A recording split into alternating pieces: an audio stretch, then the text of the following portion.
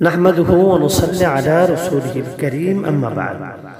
প্রিয় দর্শক ও শ্রোতা, আজকে আমরা জানব ইমাম ইবনে শিরিন রাহমাতুল্লাহ আলাইহি যেই ব্যাখ্যা করেছেন, বিখ্যাত স্বপ্নের ব্যাখ্যাবিদ তিনি ইমাম ইবনে শিরিন রাহমাতুল্লাহ আলাইহি, তিনার লেখা কিতাবের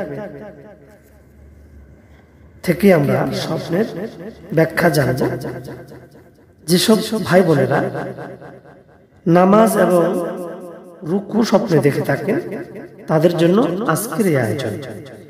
প্রিয় দর্শক, উস্তাদ আবু সাঈদ রাহমাতুল্লাহ আলাইহি বলেন, নামাজ স্বপ্নে দেখার ব্যাপারে উসুল বা নিয়ম এই, ইহা ইহকাল ও পরকাল উভয় দিক দিয়া উত্তম। সুবহানাল্লাহ।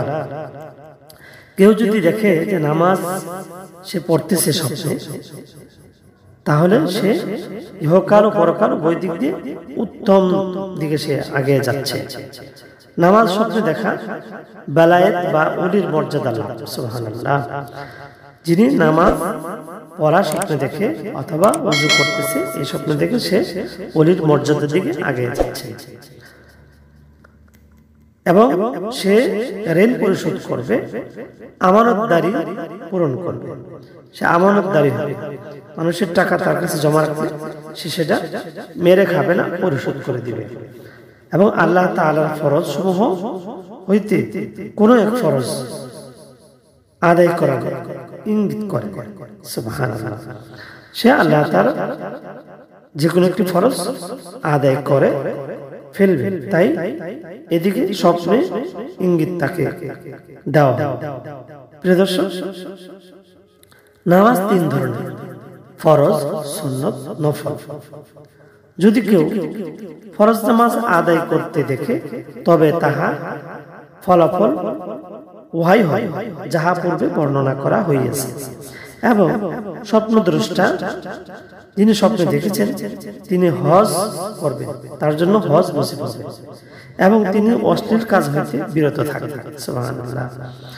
প্রিয় দর্শক, আল্লাহ রাব্বুল আলামিন কোরআনুল কারীমে সূরাতুল আনকাবুতের ৪৫ নং আয়াতে বলেছেন, বিসমিল্লাহির রহমানির রহিম, ইন্নাস সালাতা তানহা আনিল ফাহশাই ওয়াল মুনকার।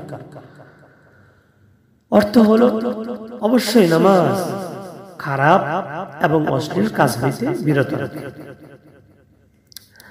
সুন্নত নামাজ আদায় করতে দেখিলে তাহার পবিত্রতা এবং বিপদে ধৈর্য ধারণ এবং সুনাম কেতে সরাইয়া পড়ার ইঙ্গিত করে। যেহেতু আল্লাহ রাব্বুল আলামিন কোরআনুল কারীমে বলেছেন, সূরাতুল আহজাব আয়াত ২১, বিসমিল্লাহির রহমানির রহিম, লাকাদ কানা লাকুম ফি রাসূলিল্লাহি উসওয়াতুন হাসানাহ। অর্থ, অবশ্যই তোমাদের জন্য রাসূলুল্লাহ সাল্লাল্লাহু আলাইহি ওয়াসাল্লামের মধ্যে হইতে উত্তম আদর্শ রহিয়াছে।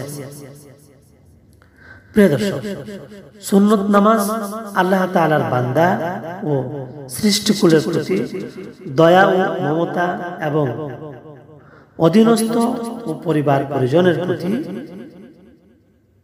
উদ্ভাব ও সম্মান প্রদর্শন এবং তাদের প্রতি সদ্য ব্যবহারের প্রতি ইঙ্গিত করে।